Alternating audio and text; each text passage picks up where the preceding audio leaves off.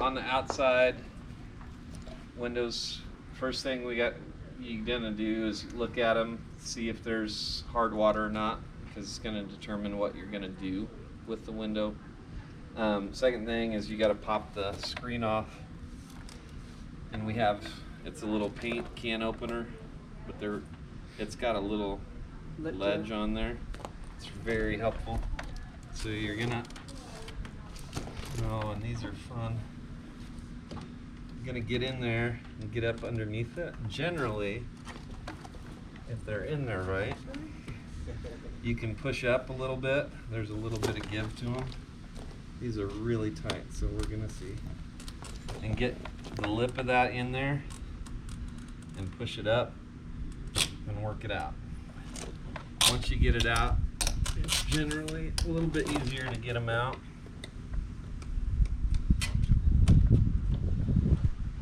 Also, make sure you guys are doing it gently and carefully. Yeah. Pay attention. Some of these are brittle and will break. And you gotta feel it.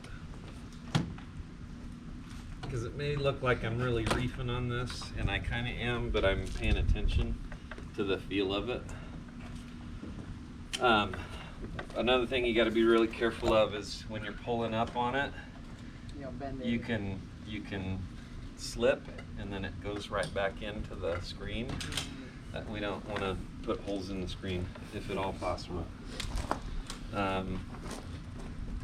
If they're really, really brittle, and it's almost sure that it's going to break, and the homeowner's there, go talk to the homeowner and see if they even want you to touch them, and tell them that.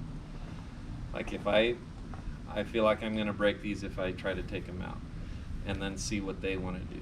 Sometimes they'll care about it. Yeah, we were going to get new screens for it anyway, so go ahead and take them out. Whatever they want to do. Because we don't want to be responsible for breaking something of theirs. So, when we go to clean, we'll show you all that stuff. But I just want to show you real quick the track right here where the screen sits in. We want to make sure that we get that as clean as possible as well. This one had the sprinklers on it, which you can see the hard water on there too, and we'll go over a little bit of hard water too. But otherwise, if this was just dirty, like dirt, get your brush out, and you brush it out. Use your toothbrush on the corners, get it out as best you can before you get it wet, because after you get it wet, you're dealing with mud. So it's easier to get it out as much as possible before you get it wet. Get all that out first, and then you go to the window. And you'd start with, we're gonna, just like everything else, top down. You start at the top window. You're gonna get it. You take your swab, get your swab nice and wet, and you're gonna get all the way around it. Generally, and John can speak to this too, generally on the outside windows, I'll get it wet, grab my scrubby, go over it real quick, because outside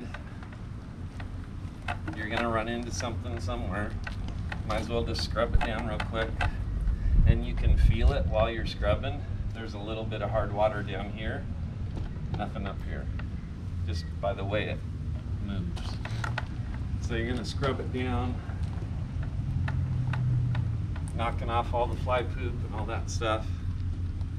A lot of that won't wash off with just the swab, so that's why I use that. Exactly. And then go ahead and hit it with your swab again. Get it nice and wet.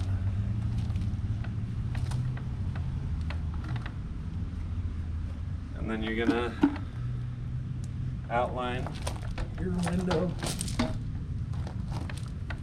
all the way around. And why do we do that? Because you draw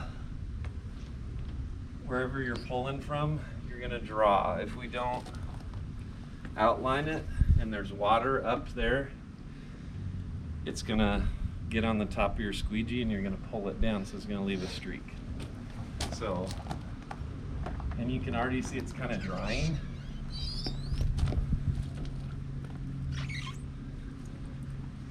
That's why you want to keep it wet. Like where I ran the rag across was already starting to dry.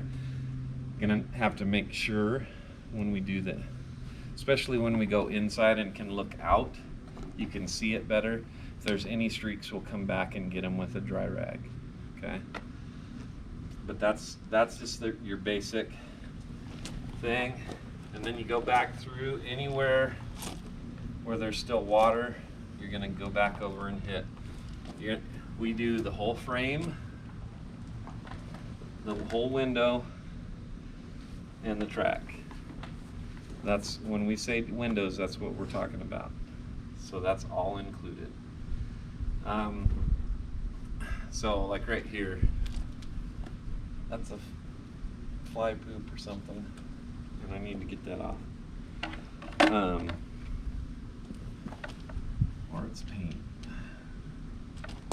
That might be paint because it's matching up with that. But then you just do the same process down here, except down here is some hard water. So you go get your BioClean, get your scrubby out. If the scrubby doesn't work with the BioClean, go get some steel wool. The triple zero steel wool.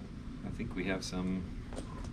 There should be some extra. in all the kits. Yeah. Like, I think I'm out, but there's some in the extra too.